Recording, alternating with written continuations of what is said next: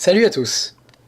Lundi 20 avril 2015, Super Panda est venu sur le forum communauté pour nous présenter un nouveau concours. Ce nouveau concours consiste en la création de nouveaux smileys pour la communauté. Petite particularité, c'est la taille demandée pour ces créations. 70 par 70 de taille stickers. À titre de comparaison, les smileys actuels font 16 par 16 ou 19 par 19. Suite à cela, beaucoup de membres de la communauté de jeuxvideo.com contesta cette proposition en présentant leur mécontentement sur différents sujets.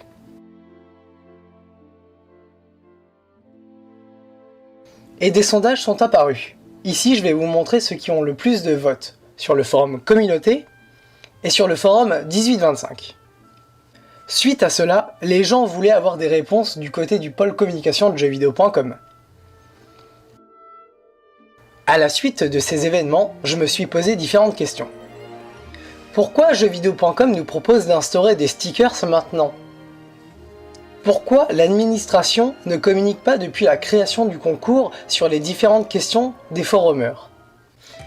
Et là, je me suis souvenu d'avoir vu un reportage sur Canal+ lors de l'émission Le Tube au sujet d'une start-up qui conçoit des stickers pour différentes marques, Duracell, Century Fox, etc., etc.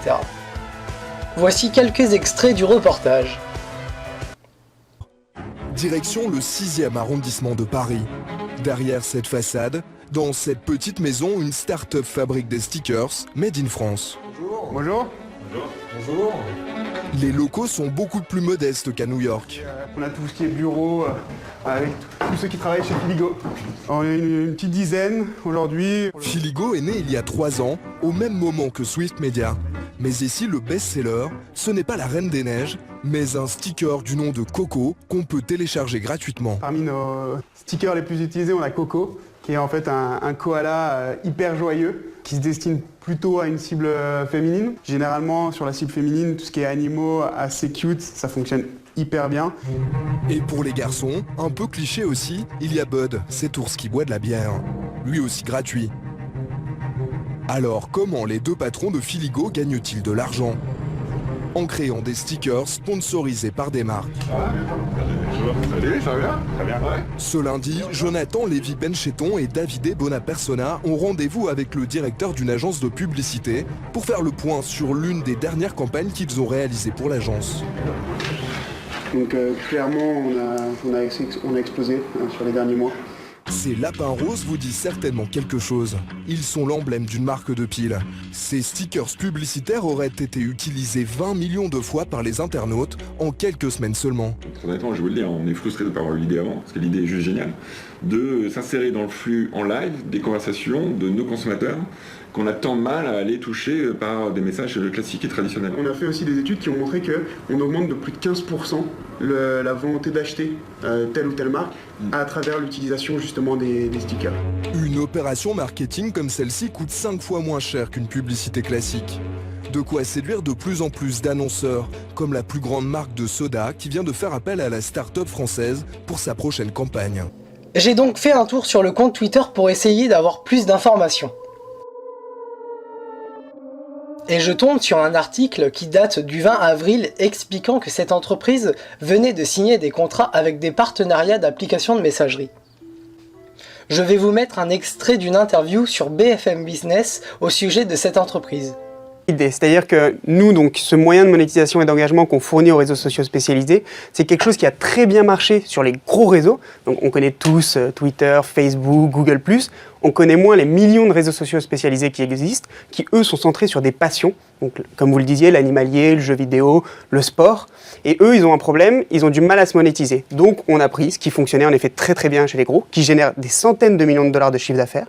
Et on l'a mis complètement clé en main pour ces millions de réseaux sociaux spécialisés. Bon, elle est où la monétisation dans l'histoire ? La monétisation, elle se passe au niveau des cadeaux. Donc, quand vous installez la gift bar, en effet, sur le site, les membres... C'est le site, le réseau social qui met la gift bar. C'est ça. Déjà, il paye là pour ça ? Il paye pas. C'est complètement gratuit pour le gestionnaire du réseau. D'accord. Il peut l'installer, ça dure 1 minute. Oh. Parce qu'il n'y a aucun code nécessaire pour l'installer. Il ne faut pas être un développeur pas besoin. hyper C'est pas la peine que quelqu'un de Filigo se pointe avec sa trousse à outils. Non, c'est vraiment complètement automatisé. Et donc une fois que c'est installé sur le réseau, les membres ont accès à 2 types de cadeaux. Des cadeaux gratuits, qui vont pousser à l'engagement sur le site, et pour que tout le monde puisse l'utiliser. Et avec un modèle freemium, des cadeaux payants, et là, le membre va payer pour offrir un cadeau à son ami sur le réseau. Faut-il faire un lien entre ces différentes sources et la publication du concours de jeuxvideo.com ? Est-ce que Webedia aurait proposé à jeuxvideo.com de faire un concours de création de smiley pour bêta-tester l'arrivée des stickers sponsorisés dans un avenir proche ? Pour revenir à mes questionnements, pourquoi jeuxvideo.com nous propose-t-il d'instaurer des stickers maintenant ? Pourquoi depuis le rachat de jeuxvideo.com par Webedia, le site se casse la gueule avec des nouveautés plus absurdes les unes des autres comme ce nouveau bouton bleu bien visible de la même taille que notre avatar qui redirige vers la boutique We Are Fun. Jeuxvideo.com qui réquisitionne le pseudonyme War Hunter pour signer des articles sponsorisés d'éditeurs. Des articles qui mentionnent que l'article est un contenu sponsorisé et qui devient par la suite officiel, ce qui sème plus le trouble.